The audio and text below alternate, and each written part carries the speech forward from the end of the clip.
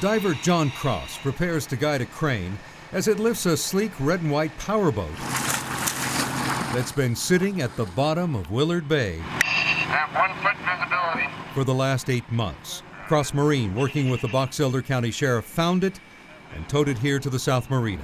Up slow. Where now it is carefully raised. There was nothing out of the ordinary with the boat. Everything appeared to be proper.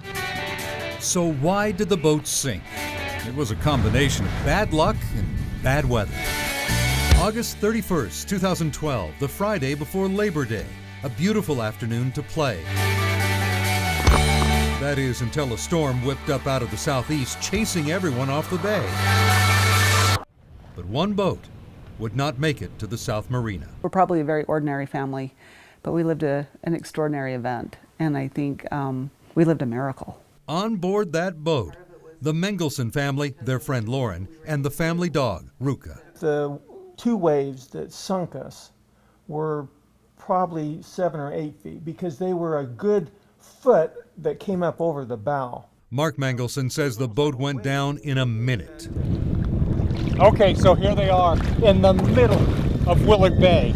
I mean, they've got life jackets on, and they do have some wakeboards. Basically, they took anything that would float off the sinking boat. Once in the water, there was never a question of staying put. The focus was get to shore.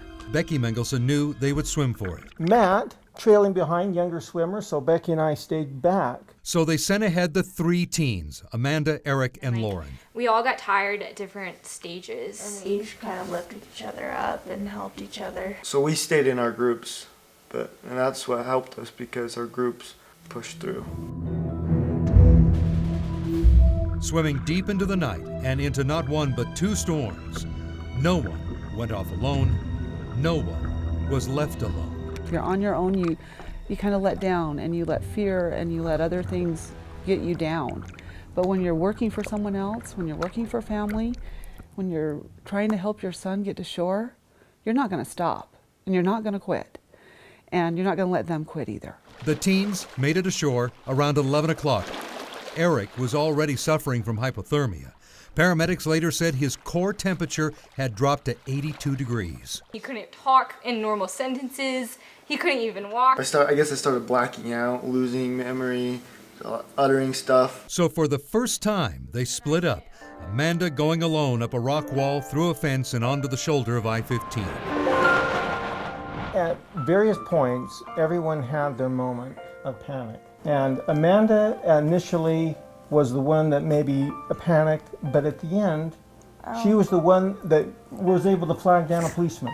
Searchers were called in, but Matt and his parents would not be found until after they too made it to land at about 1 o'clock in the morning. Rescuers were shocked. They thought they would find them dead. We didn't do everything right, but we did enough right. Being prepared, being able to get our life vests on, and being able to have those flotations. Without that, we wouldn't have made it. We absolutely would not have made it. Matt asked us a few times, are we going to die? And we responded, told him no. Yeah, the mom said, she's like, yes, we are going to die, but not today.